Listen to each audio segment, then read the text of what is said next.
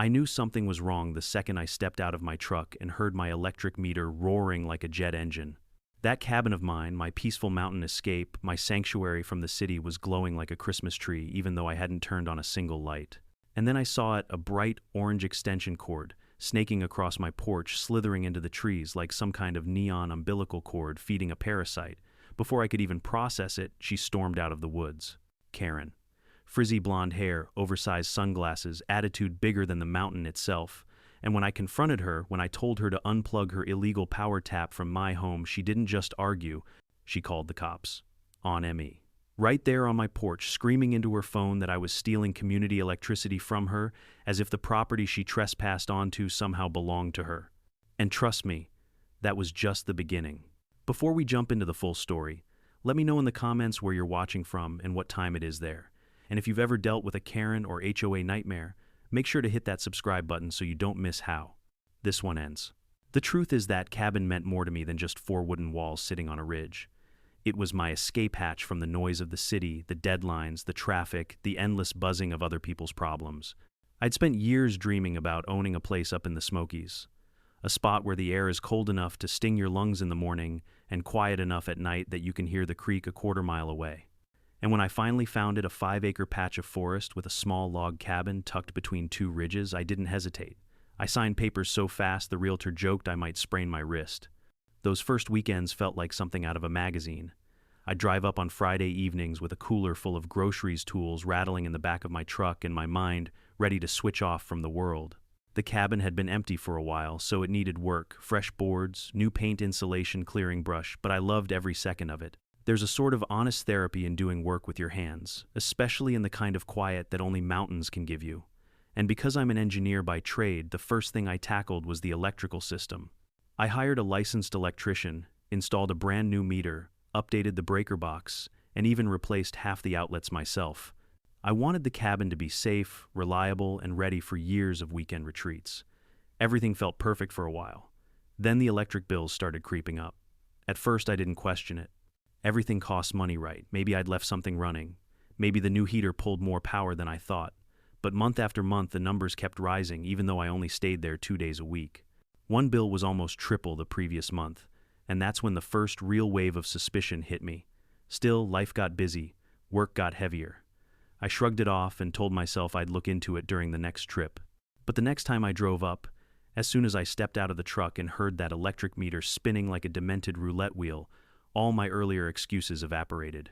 Something was sucking power from my cabin like a parasite. And since everything inside the cabin was turned off, that meant the problem wasn't inside. It was outside. I walked the perimeter, checking outlets, wires, anything unusual.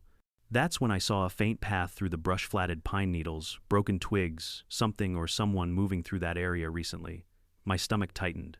I'd never said this out loud before that moment, but the thought hit me sharply. Someone has been here when I wasn't. There's a special kind of anger that comes from realizing a stranger has touched your property. It's something primal, a breach that digs under your skin, but anger without proof is just smoke. So instead of storming through the woods looking for answers, I decided to test a theory. I went inside, killed every breaker in the box, and walked back outside. The cabin went dark silent, but the electric meter kept spinning. That was the moment I felt heat rise up my neck. Breakers off, no appliances connected, no lights, no heater, yet the meter was spinning just as fast as before. That meant one thing: someone was pulling power directly through the exterior outlet. I crouched by the outlet under the porch railing. It wasn't warm, not yet, but there were faint scratches on the plastic. And the earth beneath had impressions like something heavy, maybe a reel of cable, had been dragged across it. A normal person might have gone straight to the police. But I'm not exactly wired that way. I wanted to know who. I wanted to know how long. And more than anything, I wanted to catch them red-handed so there would be no denial, no excuses, no, "oh sorry, misunderstanding." So I planned a stakeout. The following weekend, instead of parking in my usual spot near the cabin, I pulled off the road about a quarter-mile back, tucked behind a line of spruce trees. I hiked quietly up the old logging trail that curved behind my property and settled in where I had a clear view of the driveway. I brought coffee binoculars, a flashlight, and more stubborn determination than common sense. Morning came, slow fog curling like smoke through the branches. Birds chattered in the canopy. For a while I wondered if I'd made it all up in my head. That maybe it was a faulty meter or some stupid mistake I'd overlooked. Then a white SUV rolled slowly up my gravel driveway. I froze. The woman stepping out was around mid-40 seconds, blonde hair frizzed into a humidity halo, big sunglasses, and a posture that screamed, "I own the world." She looked around like someone checking for witnesses rather than enjoying the view. Then she walked briskly to the side of the cabin, opened her trunk, and pulled out a massive orange extension cord, the commercial kind you use for power tools. She plugged it into my outlet like she was plugging into her phone charger. No hesitation, no shame, no guilt. She'd done this many times before. I felt my pulse hammer in my chest as I climbed quietly down the trail, anger and adrenaline mixing into something sharp. My boots hit the gravel, and I strode toward her, not yelling yet, just moving fast enough that she didn't notice until I was almost on top of her. "What do you think you're doing?" The woman spun around, startled at first, but then, unbelievably, her expression twisted into annoyance. "Excuse you," she snapped. "You can't just sneak up on people like that." "I'm the owner of this cabin," I said, pointing at the cord. "And you are stealing my electricity. I have every right to use this outlet," she shot back, as if reciting some personal scripture. "This is a mountain community. We share resources." "No," I said, "we don't. Unplug that cord, now." She folded her arms like a child, refusing vegetables. "I've been using this electricity for weeks. I need it more than you. My power got shut off." "How heartless are you?" I stared at her, unable to believe the level of entitlement pouring out of her like a broken faucet. "Your power bill isn't my problem. You are trespassing, and you are committing theft." "Go ahead," she said, lifting her chin. "Call the cops. They won't do anything. I'll just tell them I'm renting this cabin." I almost laughed at the stupidity of it, but instead I took out my phone. Her eyes widened for a split second. Then came the shrill nails on glass scream, "Don't you dare film me. I'm calling 911. And she did right there on my porch, telling the operator I was attacking her, threatening her, trying to stop her from accessing community. Electricity. It was so absurd I actually checked the sky to make sure I hadn't fallen into some weird dimension. But believe me, the real insanity hadn't even started yet. Because the moment that cruiser rolled up my driveway, everything changed. And Karen finally learned the one thing she should have known from the start: I don't bluff, and I don't back down. I heard the crunch of gravel long before I saw the cruiser. Mountain roads echo like long metal throats. Every sound carries, especially when the person making the call is screeching loud enough to scare wildlife 2 counties over. Karen stood in the middle of my driveway, waving her arms like a stranded airline marshal, shouting, over here, he's the dangerous one, dangerous." Me, a middle-aged engineer holding nothing more than a phone and a bruised sense of patience. The cruiser pulled up 2 officers inside. The driver stepped out first, a tall guy with the sort of calm, neutral expression worn by someone who's seen too much stupidity to react anymore. The second officer, shorter, younger, stayed by the car, hands on his utility belt, eyes scanning everything. Karen rushed toward them like she'd been waiting her whole life for this moment. "Officers, arrest him immediately. He tried to assault me. He's stealing electricity. He's harassing community members." Her voice cracked on the last word like she was performing for an invisible camera. I half expected applause from the squirrels. The taller officer held up a hand. "Ma'am, slow down. One at a time." "What exactly happened?" She jabbed a finger toward me. "He attacked me because I was using the community outlet. He screamed at me and chased me through the trees. He thinks he owns this mountain." The officer turned to me. "Sir," I simply lifted my hand and pointed at the bright orange extension cord stretching across my porch like a fluorescent snake. If the officers followed that cord with their eyes, they'd see it trailing into the woods, disappearing into a patch of shrubs and pine needles where it continued downhill toward her property. I spoke calmly because someone needed to be the adult. "Officers, I own this cabin. I have the deed, the power account, everything. I found this woman trespassing and stealing electricity from that outlet." I pointed again. All breakers inside the cabin were off. The meter was still spinning. She plugged that in while I was off the property. "And that's a lie," Karen screeched. "He rents from me. This is my community. This is OUR shared power." The younger officer blinked twice. "Shared power, yes," she barked. "Mountain community rules. Now, mind you, there is no HOA here, no association, no bylaws. Nothing except the general rule of the mountains: respect property lines unless you want a shotgun pointed at your truck tires." The tall officer seemed to know it. He rubbed the bridge of his nose like he wasn't paid enough for this. "Ma'am," he said, "do you have any proof that you rent this cabin to him? Any contract?" Karen froze for half a second. Her pupils flicked sideways, classic sign of someone who just realized they've walked straight into a wall of their own lies. "Well, I don't have it on me," she sputtered. It's at home, safe, very official. Okay, the officer said, but right now we need something to confirm what you're saying. She hesitated. Then she inhaled deeply, lifted her chin, and said, I don't need to prove anything. He's the problem. I decided it was time to accelerate things. Officer, I said, handing over my folder, here's the deed, the utility bill and my name, photos of the electric meter from this morning, and logs of the spikes in energy when I wasn't here. The officer accepted the papers, flipping through them while Karen hovered close behind him, trying to peek and simultaneously acting offended that he was looking at them at all. When he got to the meter photographs, his eyebrows lifted. These were taken at what time? 6:12 a.m., I said. All breakers were off. No appliances were running.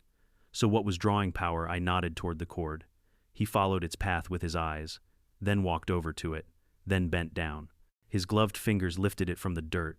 He gave me that look cops give when they realize the person yelling the loudest is the one guilty. Ma'am, he called. Where does this cord lead? It's none of your business, she snapped, perhaps the single worst answer she could have picked. The younger officer stepped up. Actually, it is. If this cord is pulling power without permission, that's theft. Karen's face turned a shade of tomato red that would make the Hines family proud. It's temporary, she screamed. My power was turned off because of a mistake. The company is fixing it next week. He doesn't even live here full time. He won't miss a little electricity. The tall officer exhaled weary. Ma'am, that's not how the law works. I could have hugged him. Let's follow the cord, the younger officer said. Karen immediately threw herself in front of them like a frantic soccer goalie. No, you can't go down there. That's my private property. The tall officer looked her dead in the eye. If the cord is connected to stolen electricity, we have cause to inspect it. I almost burst out laughing at the expression on her face. Watching Karen grapple with the realization that the police weren't dancing to her tune was like watching a cartoon villain realize their plan had a giant hole in it. She stomped. Her foot literally stomped it like a 5-year-old denied candy. This is harassment, she shrieked. I know my rights, so do we, the younger officer replied calmly. And then the three of us, me and 2 officers, began walking down the slope following the orange cord. Karen followed behind us, shouting threats, half-truths, insults, and dramatic pleas to the universe. The deeper we went into the woods, the uglier the trail became. Broken branches, footprints, and tire ruts from a wheelbarrow. At the bottom of the hill, tucked behind a clump of overgrown rhododendrons, was her house. Calling it a house might be generous. It looked like someone took a mobile home, wrapped it in aluminum siding, and prayed it wouldn't fall apart in the next storm. And there it was. The orange cord ran straight into her living room window. Inside, visible even from the yard, were a rattling mini fridge, a space heater glowing red, 2 lamps, a TV, a microwave, and God help me, an ancient AC unit duct taped to the wall. The younger officer whistled long and low. Well, that's a lot. The tall officer turned to Karen, who now looked like she might either faint or combust. Ma'am, is there any reason you didn't mention you had multiple appliances running on a cord connected to someone else's property? I needed it, she shouted. It's cold, and my food will spoil, and the TV, I need it for safety. Noise scares away. Bears. I couldn't stop myself. There are no bears on this side of the ridge. Shut up, she screamed at me, which only made her look worse. The tall officer radioed something in, then motioned for her to stand aside while he photographed everything. Karen kept pacing, ranting about injustice and corrupt utility companies and how neighbors are supposed to help each other, while simultaneously telling them she never met me before today. The contradiction didn't help her. After the officers finished documenting the scene, they led her back up the hill. She kept insisting she'd done nothing wrong. Then the officers turned to me. Sir, the tall one said, we're going to recommend charges for trespassing, utility theft, and filing a false report. We'll need a formal statement later. Karen let out the kind of shriek usually reserved for horror movies. You can't do this to me. I'm the victim. This is my mountain community. No, ma'am, the officer replied. This is his property, and you've got a lot to answer for. As she protested, struggling, sputtering, the younger officer gently cuffed her hands behind her back. The sight of that orange cord lying limp on my porch behind her felt like poetic justice. A bright, tangled symbol of how entitlement always knots itself up in the end. They guided her toward the cruiser. She screamed the whole way. Something about lawyers, something about calling the mayor, something about suing me for emotional distress. But the moment the cruiser door closed and the locks clicked, the mountain went quiet again. Peaceful. Just the way I intended when I bought the place. They drove her off the mountain, her shrieks fading into the distance like some kind of unhinged wildlife call echoing through the trees. You'd think the story would end there with Karen in the back of a cruiser, justice served, peace restored. But life in the mountains has a funny way of stretching things out. Nothing is ever that simple. The officers stayed behind for a few minutes, taking additional photos and asking follow-up questions. The tall one, Officer Daniels, pulled out a small notebook and flipped to a fresh page. "Sir, before we clear out, walk me through your timeline one more time," he said. So I did. From the strange electric bills to the spinning meter, from killing the breakers to planning the stakeout, all the way up to catching Karen with the orange extension cord in hand. Daniels wrote everything down carefully, nodding occasionally, his expression shifting from neutral professionalism to something a little more annoyed. Not at me, at her, at the nonsense they'd been dragged into. "Just so we're clear," he said, "after I finished, you never gave her permission to be on your property or to use your utilities." "I wouldn't let a cousin borrow electricity," I said, "let alone a stranger with a cord longer than most driveways." The younger officer, Cole, I think his name was, snorted, a laugh, but quickly pretended he hadn't. Daniels closed his notebook. "All right, we'll file the initial report.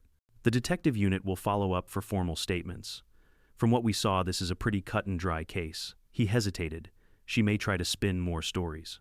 People like her tend to double down before they give in." "Trust me," I said, "I already figured that out." They got into their cruiser and began reversing down the driveway. I watched the taillights fade through the trees until the mountains swallowed the sound completely. Then, for the first time that day, I exhaled. Silence. A real one. Not the Karen-enhanced, police-flavored chaos that had been dominating my morning. But that silence also made something else ring loud inside me. This wasn't over, not yet. I walked back toward the cabin, stepping over the imprint of Karen's boots in the dirt. That damn orange cord still lay across the porch like the shed skin of some dead electric snake. I followed it back to the outlet and crouched beside it. There were scratches all around the plastic plate, tiny marks from repeated plugging and unplugging. She hadn't used it once or twice. She'd used it often. I rubbed a thumb across the surface, trying to guess just how many weeks she'd been leeching off me. My bill history told one story, but my gut told me something bigger was happening here. Something she wasn't clever enough to pull off alone. There was a thought lurking in the back of my mind, something I'd brushed aside earlier but couldn't ignore anymore.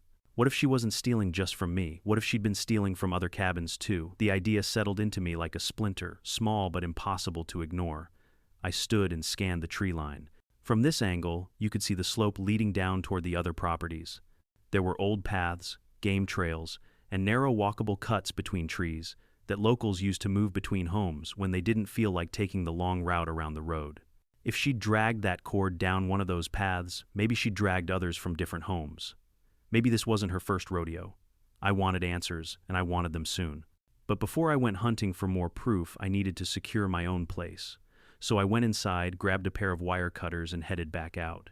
The satisfying snip of the cord, cleanly separating, echoed across the porch. I tossed Karen's end into the woods, let her dig for it if she wanted.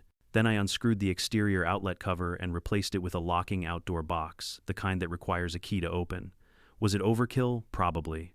But then again, I'd never had to protect my home from a full-grown woman acting like electricity belonged to the public domain. After I finished, I went back inside and double-checked every breaker appliance and plug. Everything was off except the fridge and emergency lights. The meter outside slowed to a gentle crawl, finally reflecting the use of a normal, sane human being. For the first time since arriving, I felt my shoulders loosen. I made myself a cup of coffee, sat on the porch, and tried to relax. But my brain wouldn't let go of the lingering question, was Karen acting alone? Or was I just the first one smart enough to catch her? I didn't have to wait long to find out. An hour later, I heard soft steps coming from the dirt road. I turned and saw an older man, maybe in his 70s, walking with the help of a wooden cane. He had the look of someone who'd lived in the mountains long enough to become part of them. Sun-tanned skin, weather-beaten jacket, gray beard, trimmed short. "Morning," he said, with a polite nod. "Morning," I replied. He paused at the edge of the porch. "Saw the police going through earlier. Everything all right up here?" I chuckled bitterly. "Depends what you call all right." He tapped his cane lightly on the ground. "Heard rumors Karen was up to something. She's been poking her nose around a lot of cabins lately." My eyebrows shot up. "You're kidding." "Wish I was," he said, lowering himself onto the porch step. "Couple of the folks down the hill mentioned lights flickering at odd hours. One neighbor said he found footprints behind his garage. Another swore his outdoor outlet had been tampered with." My stomach tightened. So it was more than just me. The man leaned in, slightly lowering his voice. She's always been entitled, I guess. Acts like she's queen of the ridge, claims she's head of some kind of mountain committee that only exists in her imagination. I sighed. Figures. What'd she do to you, he asked. So I told him the whole story from start to finish. When I got to the part where she called the cops on me, he let out a long whistle. Well, son, he said, looks like she finally messed with someone who knows what they're doing. Most folks up here don't know much about electricity. Hard to prove a theft without knowing how the system works. Lucky me, I said. Luck. He shook his head. Sounds more like good sense. The mountain needs more folks like you. His words warmed me more than the coffee. But the man wasn't done. You should know, he said carefully. Karen's been in trouble before. Not officially, but she's crossed lines. More than once. People were too polite or too tired to fight her. Not anymore, I said. I'm not letting this slide. He nodded approvingly. Good. Keep your eyes open. She'll fight this tooth and nail before she admits fault. I figured as much. He stood slowly, brushing pine needles off his jacket. If you need anything, you come by my place down the hill. Name's Randall. Thanks, Randall, I said. Seriously. He tipped his head. Take care now. And watch your outlets. With that, he walked back down the dirt path and disappeared among the trees. I sat there letting his words settle in. This wasn't just about a cord or a few dollars of electricity. It was about someone who carried entitlement like a weapon, someone who believed rules didn't apply to her, someone who needed to be stopped. And I had a feeling the next steps were going to be even uglier and a whole lot more complicated than catching a thief with a bright orange cord. But one thing was absolutely certain. Karen had picked the wrong mountain, the wrong cabin, and the wrong engineer to mess with. Randall's visit lingered with me long after he disappeared down the trail. The man had only stayed for a few minutes, but he dropped enough information to light a fuse inside my head. Karen hadn't just stolen from me, she'd been creeping around other properties, messing with outlets, sneaking through back trails. And most folks, according to him, were either too intimidated or too exhausted to deal with her. I wasn't intimidated. And after everything she'd pulled, I sure as hell wasn't exhausted. If anything, I was fired up. But before diving deeper into the Karen mystery, I needed to get my formal statement ready for the sheriff's office. They'd be calling soon, and being thorough mattered. So I went inside, grabbed my notebook, and began reconstructing the timeline with engineer-level precision meter, readings, breaker tests, cord direction, times dates, everything. It wasn't paranoia. It was preparation. When someone like Karen starts acting cornered, lies become their first language and volume their second. Around late afternoon, my phone finally rang. Unknown number, county sheriff's office. The man on the other end introduced himself as Detective Harris. His tone was firm but polite, the kind of guy who had probably seen every flavor of mountain nonsense imaginable. Mr. Dalton, he said, we've reviewed the initial report submitted by Officers Daniels and Cole. We'd like to schedule a formal interview with you. Whenever you need, I said. Good. Tonight or tomorrow morning tonight works. He gave me a time and directions to the substation down in town. I made a mental note, finished writing in my notebook, then stepped outside for some fresh air. The mountains were shifting into late-day gold sunlight, spilling between the pines, casting those long shadows that make everything feel somehow more peaceful. Exactly the kind of moment that used to be the highlight of my trip. Now, it only reminded me how quickly peace can be broken by the wrong person. I decided to walk the property again, this time approaching from the direction Karen would have used. I stepped off my porch and headed down the trail she'd clearly trampled dozens of times. The more I followed the path, the angrier I grew. She'd been here often, too often. Branches were snapped at arm height. Holes in the soil showed where something heavy sat repeatedly, like the reel of cord. Even the ground was worn in the same shape boots leave when someone stands in place for a while. This wasn't borrowing. This was routine theft. I reached the clearing halfway down the slope and crouched.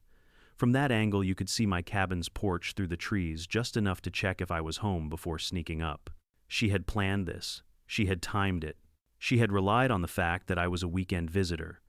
But then something glinted in the pine needles. A small silver metal piece.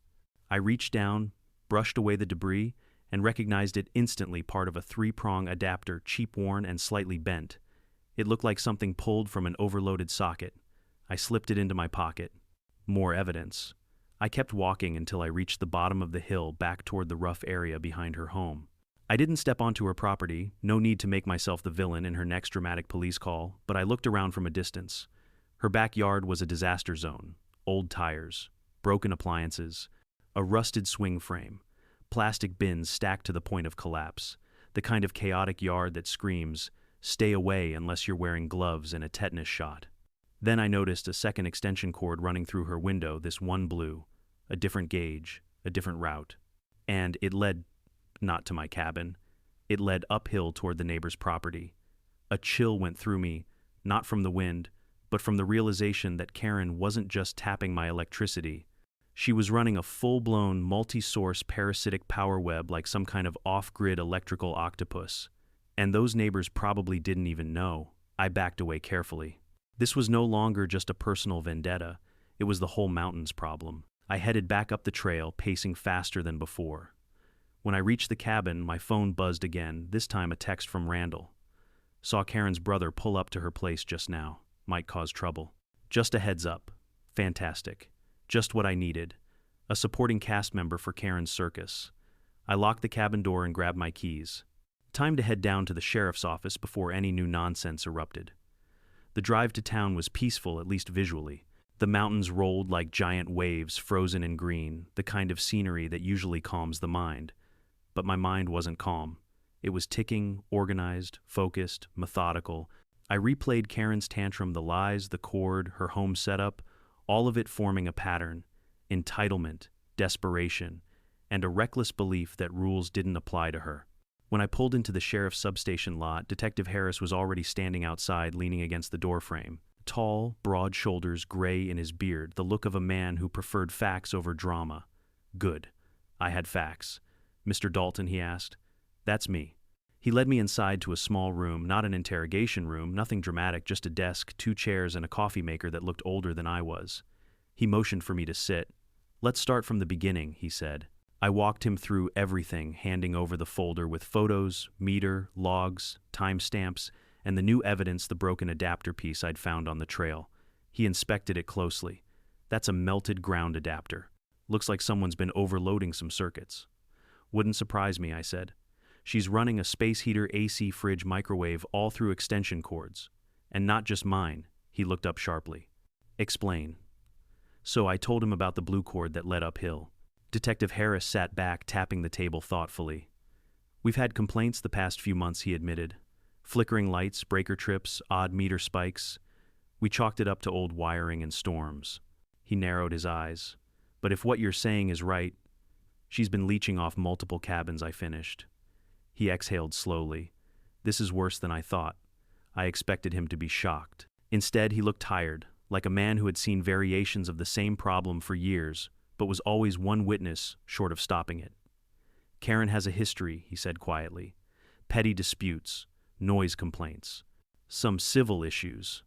Nothing criminal, until now. There's always a first time," I said. He nodded. "And you might have just given us enough to make it stick." We spent another half-hour refining my statement. Once done, he stood and shook my hand. "Thank you, Mr. Dalton. We'll be moving forward with charges. But, between you and me, brace yourself, for what people like her don't go down quietly." I almost laughed. "You don't say." He cracked a thin smile. "We'll keep you updated." I left the station with a mix of relief and adrenaline, feeling like we'd turned a corner.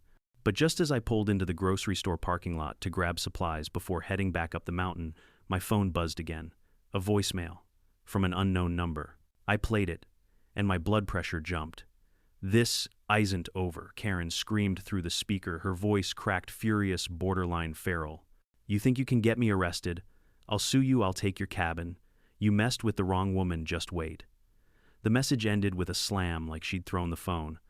I listened twice, just to be sure I wasn't imagining it. She was out, already, which meant her brother or someone had bailed her out fast. "Fantastic," I muttered. I sat in my truck for a long moment, gripping the steering wheel. She was coming back. Of course she was. But this time she wasn't walking onto my property with a cord. No, she'd come with rage lies and the full fire of someone who'd been publicly embarrassed. And as much as I wanted to believe the worst was behind me, I knew in my gut that the mountain wasn't done with Karen yet. Not even close. I sat there in the grocery store parking lot, gripping the steering wheel, as Karen's unhinged voicemail echoed in my head. The whole thing felt unreal, like the start of one of those true crime podcasts where the host says, "podcast." And that's when things took a darker turn. But this wasn't a podcast.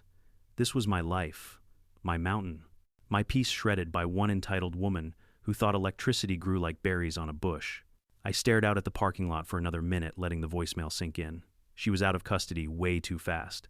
Either the charges hadn't been processed yet, or someone bailed her out immediately. Maybe the mysterious brother Randall mentioned. Maybe she'd charmed someone. Maybe she'd screeched until someone couldn't take it anymore. Regardless, I didn't like the idea of her being loose and angry. I clicked my phone off and forced myself to breathe. I wasn't going to be bullied back into my truck with fear.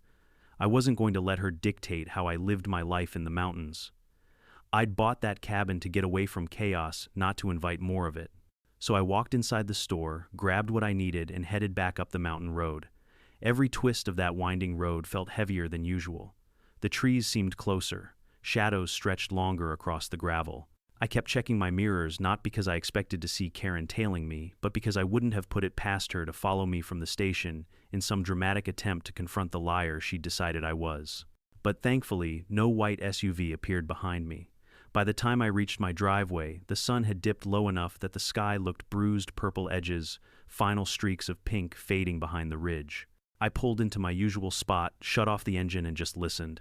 Silence. Real silence. No shouting. No police radios. No entitled banshee screaming about community electricity. It was almost eerie. I grabbed my groceries and walked toward the porch, glancing around the property as I went.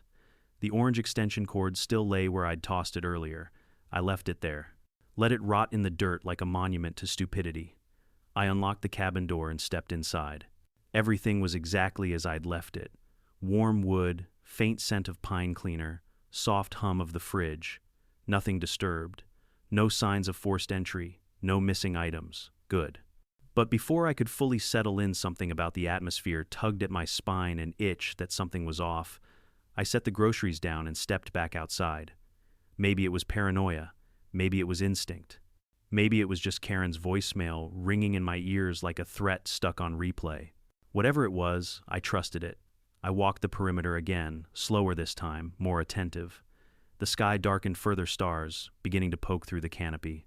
The woods always turned colder faster at night, and I tugged my jacket tighter. I circled the cabin, shining a small flashlight along the ground, scanning for new footprints or disturbed branches. Behind the cabin near the generator shed, I found something I hadn't seen earlier, another extension cord, this one green. Not attached, just lying there coiled neatly like someone dropped it or forgot to grab it in a hurry. I picked it up and turned it over in my hand. Newer than the orange one. Cleaner. No melting or fraying. And the length long enough to reach from my outlet to somewhere else on the ridge.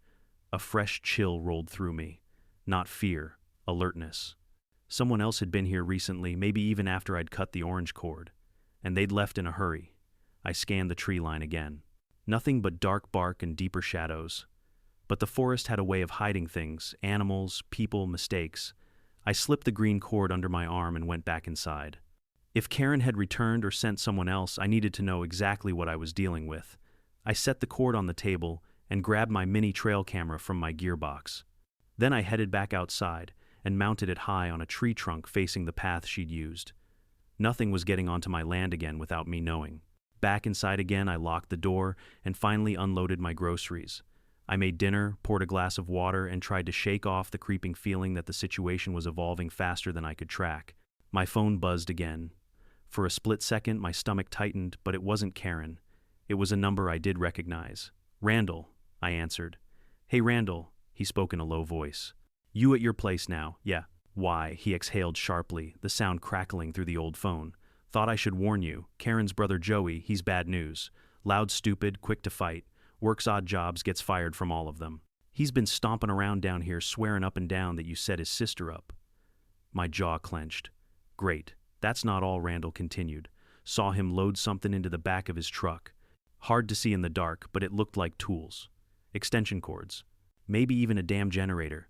He was muttering something about fixing the score. My pulse thumped. Is he headed up here? No idea. Just didn't want you blindsided. I appreciate it, I said. Really. Stay alert, Randall replied. He ain't got Karen's level of skemmin', but he's got more muscle than brain. The line clicked off. I stood there for a moment, letting the weight of those words settle. The mountain nights were usually comforting, quiet, predictable, but suddenly everything felt coiled and tense like the woods were holding their breath. I closed the curtains, double-checked the locks, and turned on the porch light. Its warm glow spilled across the dirt, illuminating the area where the orange cord still lay. And that's when I noticed something else. Something subtle, something chilling, a fresh set of tire tracks. Not from the police cruiser, not from my truck. Different tread, wider spacing. They led right up my driveway, then looped around, then headed back down the mountain. Someone had been here while I drove to the sheriff's office. Maybe Karen's brother. Maybe Karen herself. Maybe both. The realization sank deep. Whatever this mess was, it had escalated far beyond stolen electricity. Now it was personal. Now it was angry. Now it had unpredictable pieces moving in the dark. I stepped back into the cabin and shut the door, firmly locking it again, even though I'd just done so minutes before. The familiar click felt weaker tonight, like it wasn't quite enough. I set a chair near the front window and watched the woods for a long while, the porch light casting sharp shadows across the yard. Every rustle of leaves made my grip tighten. Every distant owl hoot made me straighten. Hours passed before I finally forced myself to bed, though I didn't sleep well. My dreams were a mess of orange cords, shrieking voices, flashing police lights, and shadows moving between the pines. When morning finally came, pale, cold, unforgiving, I dragged myself up and checked the trail camera footage. At 2:17 a.m., the motion detector had gone off. The footage showed a blurry silhouette standing at the edge of the trees, just beyond the porch light. Broad shoulders, hood pulled up, arms at his sides. He didn't approach, didn't speak. Just stood there for almost 3 minutes, watching my cabin. Then he turned and walked back into the woods. The timestamp burned into my retinas, 2:20 a.m. My jaw tightened as I replayed the clip again and again. No doubt about it, this wasn't over. Karen had lit the fuse. Her brother had picked it up. And the mountain had just become a battleground I hadn't asked for, but one I wasn't backing down from. Not now. Not after everything she'd already done. The moment I saw that shadowy figure on the trail cam standing there in the dark at 2:17 a.m., something in me shifted. It wasn't fear, not exactly. It was a cold, razor-sharp kind of awareness. The kind you feel when you realize someone has crossed a line so deeply that the situation is no longer just an annoyance or a misunderstanding. No, this was now a confrontation waiting to happen. I replayed the footage several times, zooming in on the blurry silhouette. The hood covered most of his features, but the broad frame and the slightly hunched posture matched exactly how Randall had described Joey, Karen's brother. The man who apparently lacked Karen's imagination but had double her aggression. I set my coffee cup down and rubbed my temples. I'd come up here for quiet, for peace, for some damn meditation under pine trees, not for some midnight stalker theatrics. But that's what I had now, someone hovering near the edge of my property watching, plotting God knows what. I made a decision, a simple one, a necessary one. This was not going to be another weekend of me being reactive. I was going to take control.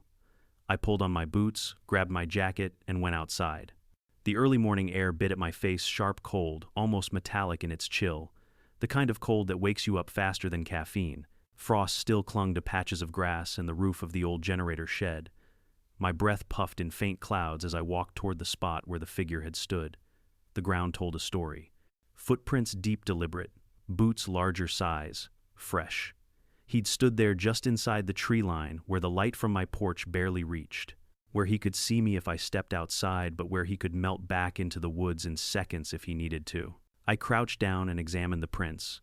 They were angled slightly toward the back trail, the same one Karen had used to steal electricity.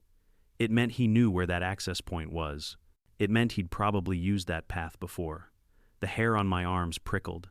I scanned the woods quietly, expecting stupidly to see him again. But the forest was empty, the only sounds, the rustling of branches and the faint whistle of wind pushing through the pines. Still, the unsettling truth lingered in my chest. He'd been close. Too close.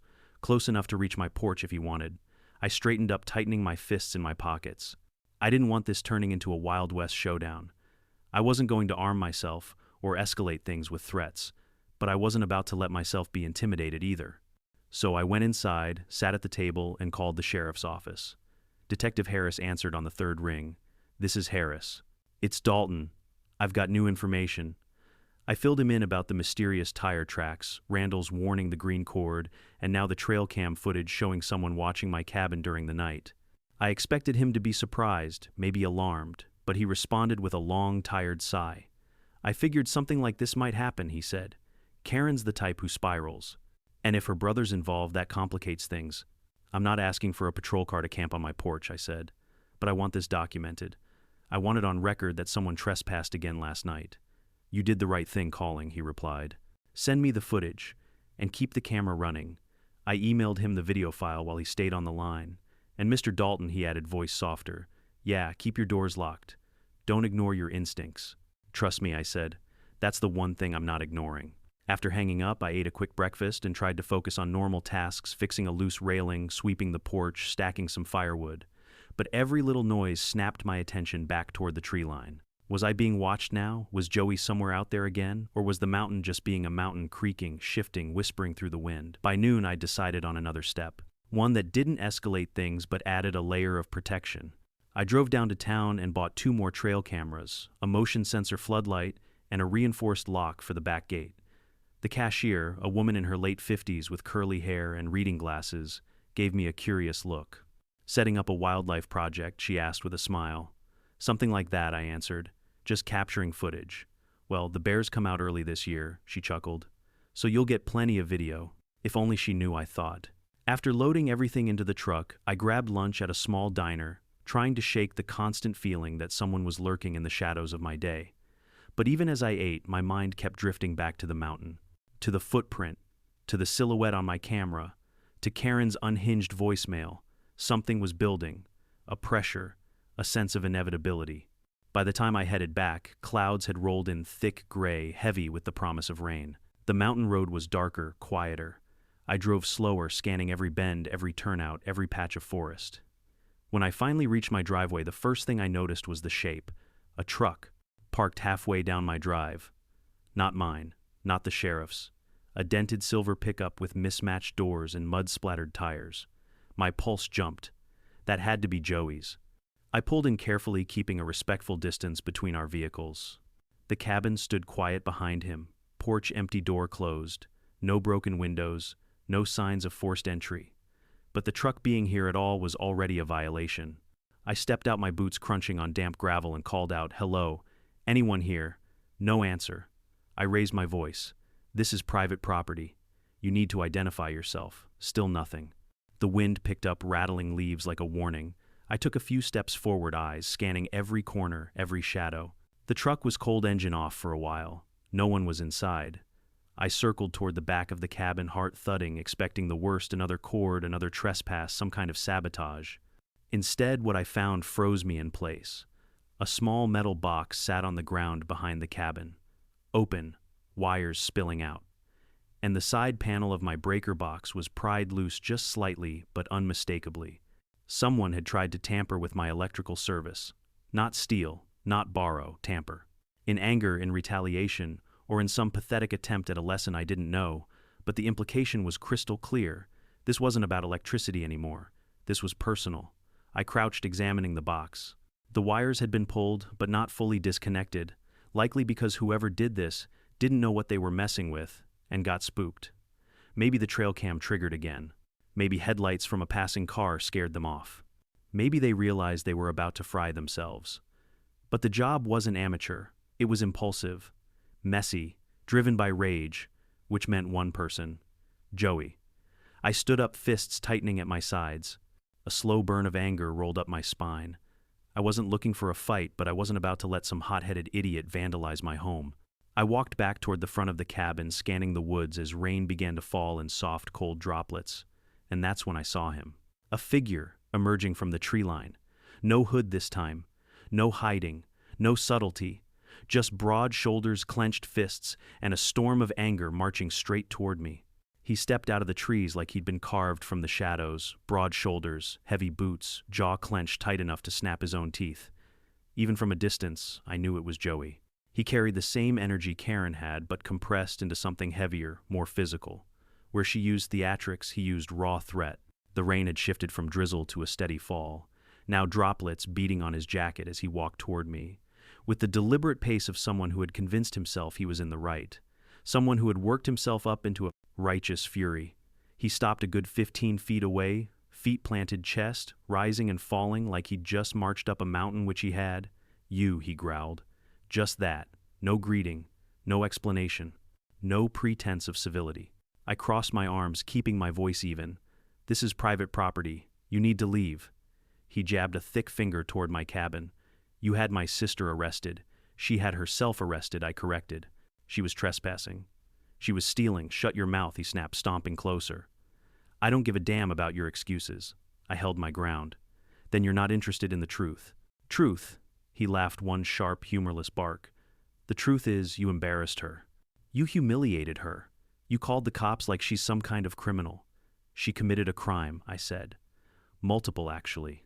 Something behind his eyes flickered, a mix of anger and confusion, like part of him wanted to understand, but the other part, the bigger part, refused. "She was desperate," he barked. "The power company screwed her. She had no heat, no lights, and that's not my responsibility," I said. "You don't solve a problem by stealing from other people." "From neighbors," he spat. "Out here, mountain folk help each other. That's how it's always been." I shook my head. "Helping is one thing. Stealing without asking is another. She never once talked to me. Not once. She hid in the trees, Joey. She used cords like tripwires. That's not helping. That's sneaking." He took another step. Too close now. Close enough that I could smell the cigarettes on his jacket, see the rain dripping from the brim of his cap. "You're gonna fix this," he said, voice low. "You're gonna drop the charges. You're gonna tell the sheriff you made a mistake." I blinked slowly. "I'm not dropping anything." A muscle in his jaw twitched. "You damn city people," he muttered. "Think you own the world. Think you're smarter than everyone." I didn't respond. He wasn't here to listen. The rain thinned his voice a little, turning his shouts into dull thumps against the wet air. He took another step, and that's when I reached into my jacket.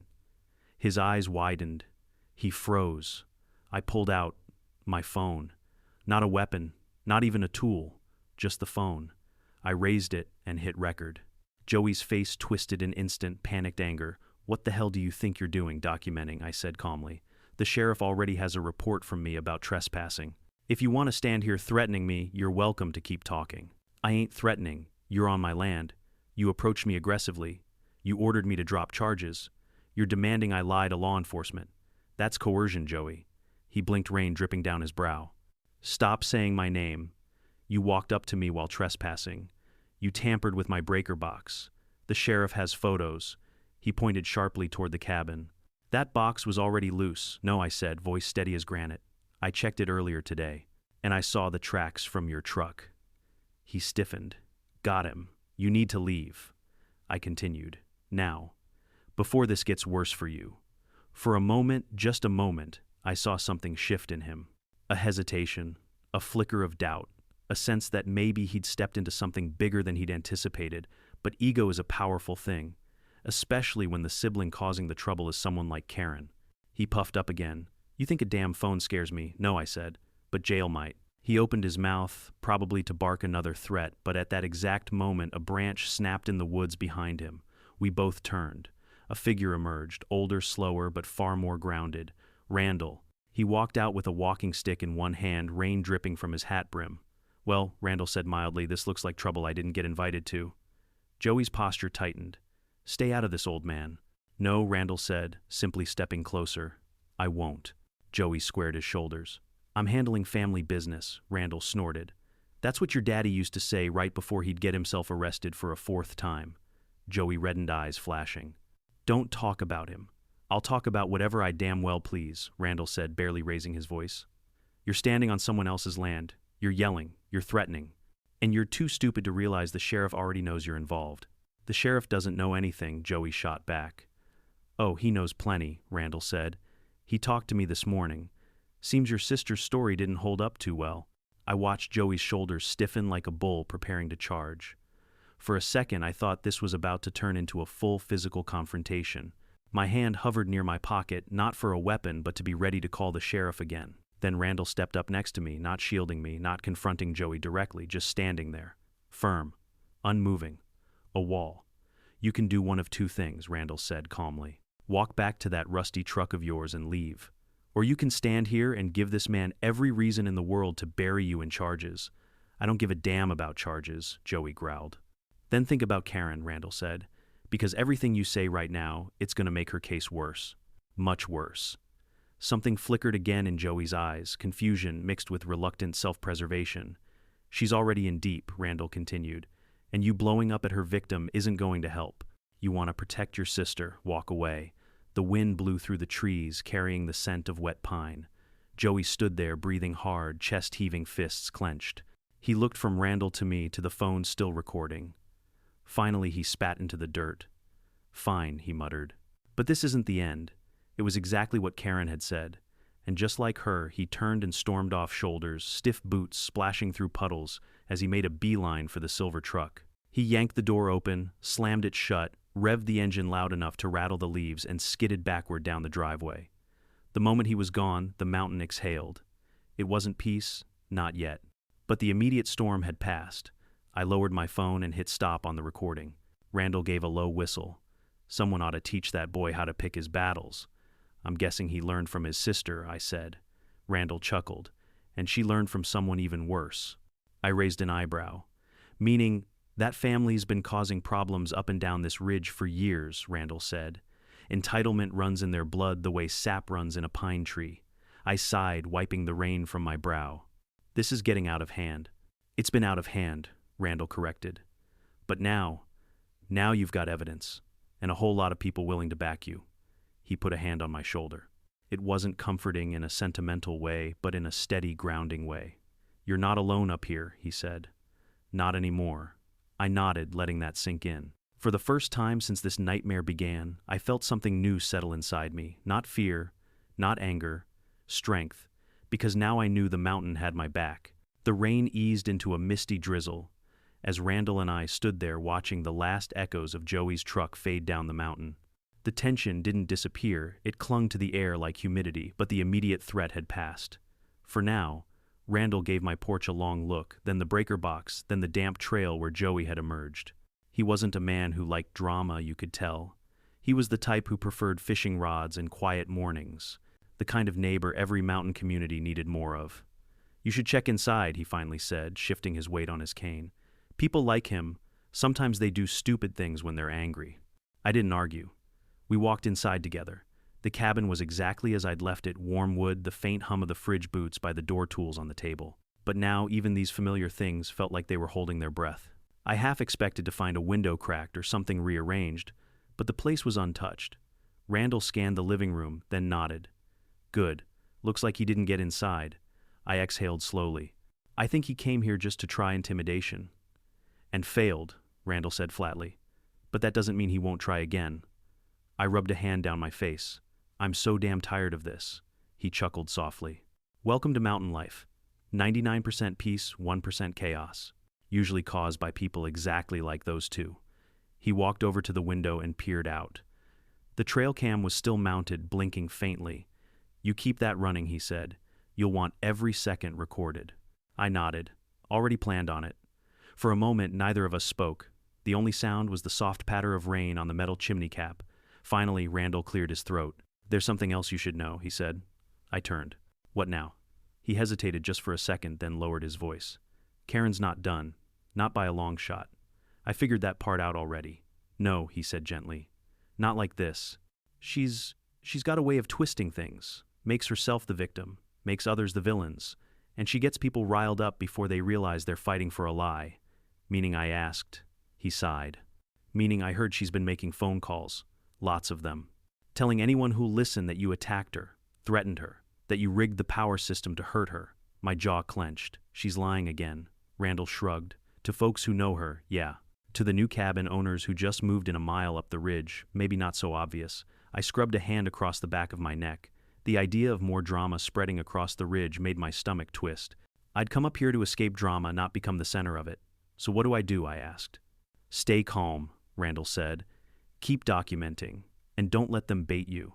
The sheriff's office already knows the truth. You did everything by the book. I nodded, absorbing it. Thanks, really. He waved a hand dismissively. Don't thank me.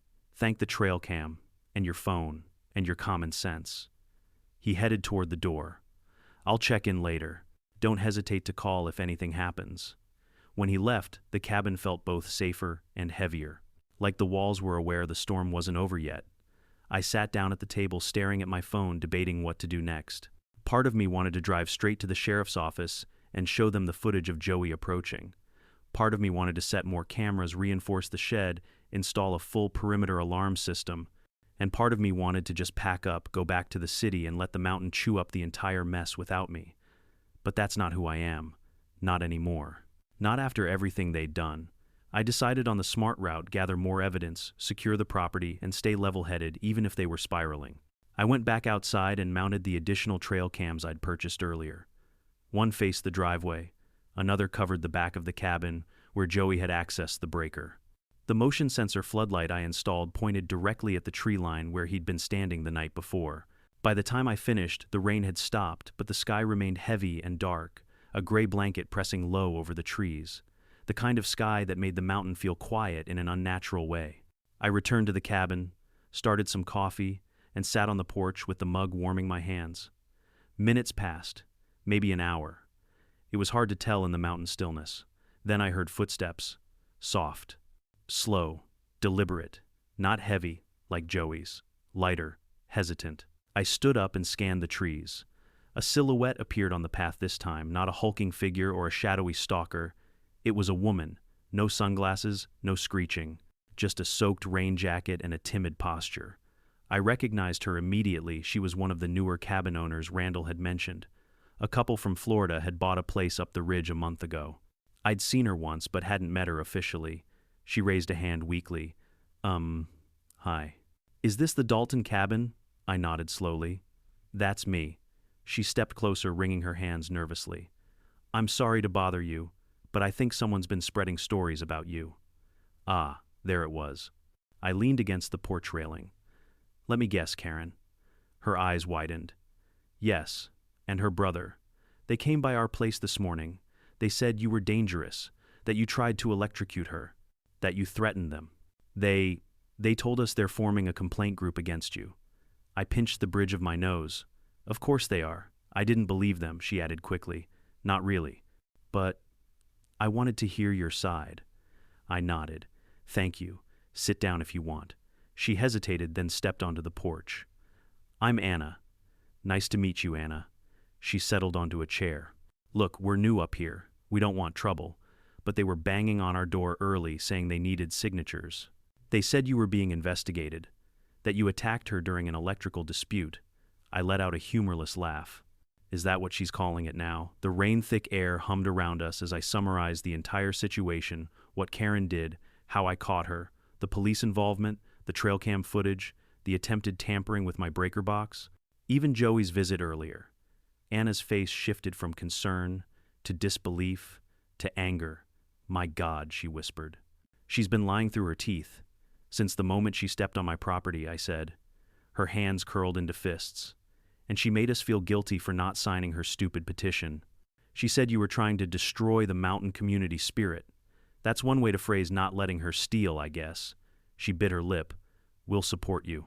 If there's an official complaint, we'll back your version. And we'll tell the other new neighbors. People shouldn't be fooled by her. Relief washed over me, warm and unexpected. Thank you, I said. That means a lot. She smiled weakly. And honestly, you seem a lot more reasonable than they made you sound. I try. We talked for another few minutes, and then Anna headed back up the ridge, promising to spread the truth among the folks Karen had tried to drag into her delusion. When she left, I felt lighter. Not safe, not done, but supported. Then my phone buzzed with a new message from a number I didn't recognize. I opened it. A picture. Of me. Taken from the woods. From the same angle the trail cam had caught Joey, and a text underneath, "You should have minded your business." My stomach dropped. My grip tightened, and something inside me, something fierce, unshakable, rose up. This wasn't just theft. This wasn't just harassment. This was escalation, and it was time to end it. The moment I saw that photo, me standing on my own porch, taken from the shadows like I was some animal being tracked, a cold fire lit inside my chest. Not fear, not shock, something sharper. Something that said, all right, now I know exactly what you're trying to do. They weren't just reacting anymore. They were planning, scheming, watching, and that crossed into a whole different territory.